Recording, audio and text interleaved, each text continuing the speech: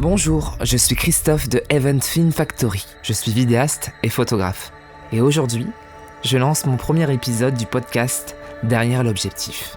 Dans mes prestations, je fais de la photo de mariage et également des films de mariage. Et les jours de mariage, je travaille souvent de 9h du matin jusqu'à 2h le lendemain. 17h à observer. Pas juste filmer, pas juste à prendre des photos. Observer les gens, les comportements, les émotions, les choses visibles et surtout celles que personne ne remarque. Parce que quand tu passes une journée entière derrière un objectif, tu vois tout. Les mariés évidemment, mais aussi les invités, les parents, les amis. Tu vois les interactions, les silences, les micro-réactions et avec le temps, tu comprends quelque chose.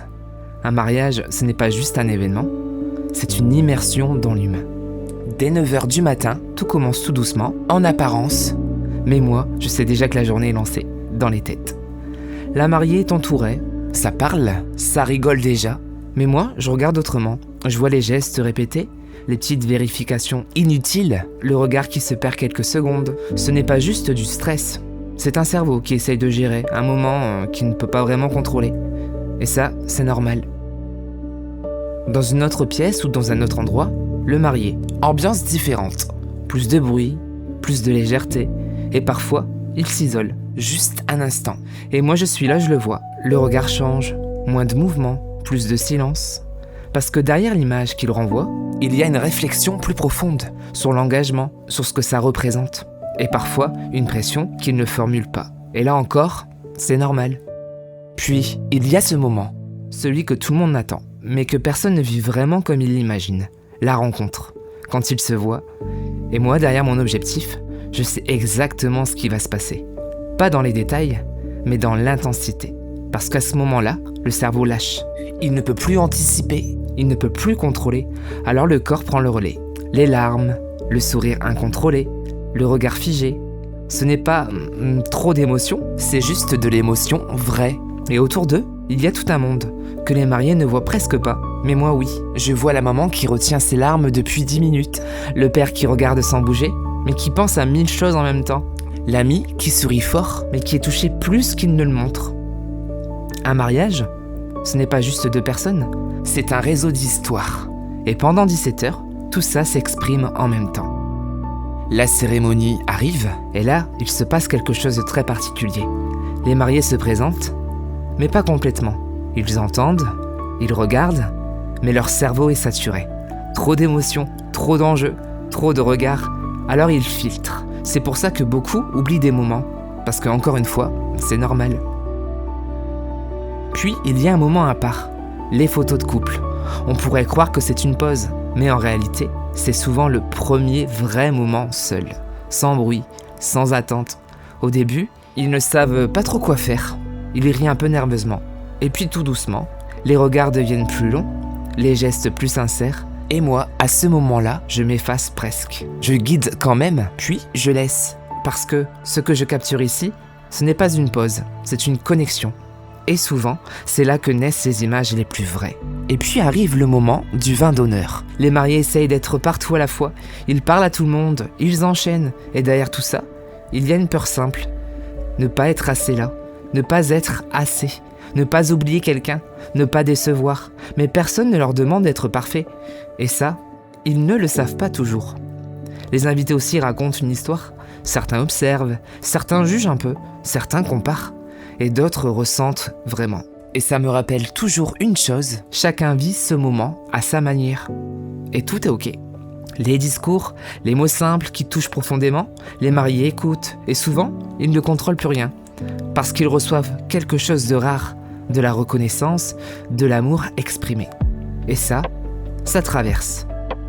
Et puis arrive ce moment, l'ouverture de bal, les lumières changent, le bruit diminue, une bulle se crée.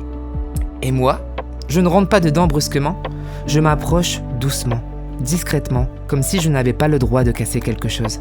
Parce que ce moment, il ne m'appartient pas, il est à eux. Je tourne autour, avec ma caméra, je cherche la lumière, mais surtout je ressens. Parce que parfois, je ne suis plus seulement en train de filmer, je suis touché. Vraiment, par ce qui se passe devant moi, par la manière dont ils se regardent, par la douceur du moment, par tout l'amour qu'il se dégage sans un mot. Et dans ces instants-là, je fais attention à ne pas briser la bulle, à rester juste assez proche sans jamais m'imposer. Et puis la musique change, tout explose, les invités arrivent, les rires montent, l'énergie prend toute la place et cette bulle intime devient une fête collective. Et ça aussi, c'est vraiment beau. Parce que l'amour ne reste pas fermé, il se partage. La soirée continue, les corps se relâchent, les esprits aussi, les gens deviennent plus vrais. Et puis, 2h du matin, le calme revient, ou pas. Les mariés sont épuisés, mais remplis. Et toujours cette sensation de « c'est déjà fini ». Et moi, après 17h à observer tout ça, je repars avec une certitude. Tout ce que j'ai vu, le stress, les doutes, les silences, les émotions fortes, les gestes maladroits, les moments imparfaits et les instants magiques, tout ça, c'est normal. Parce qu'un mariage, ce n'est pas fait pour être contrôlé, c'est fait pour être vécu. Alors si un jour, tu es à cette place, que tu trembles un peu, que tu ne sais pas trop où regarder, que tu te sens submergé, que tu ressens trop, franchement, c'est ok. C'est tout à fait normal. Tu n'as rien à corriger, rien à cacher. Tu es juste en train de vivre quelque chose de rare.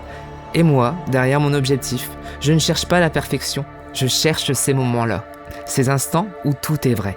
Parce qu'au final, ce que je garde, à travers mes vidéos ou mes photos, ce sont des fragments d'humanité. Et ce sont eux qui restent toute une vie.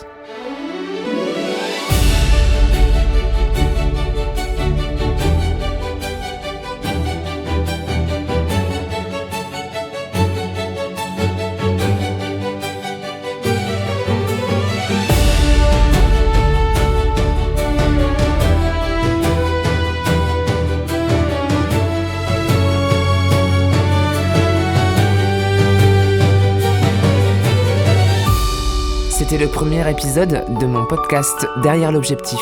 Je suis Christophe, vidéaste et photographe chez Event Film Factory. À bientôt.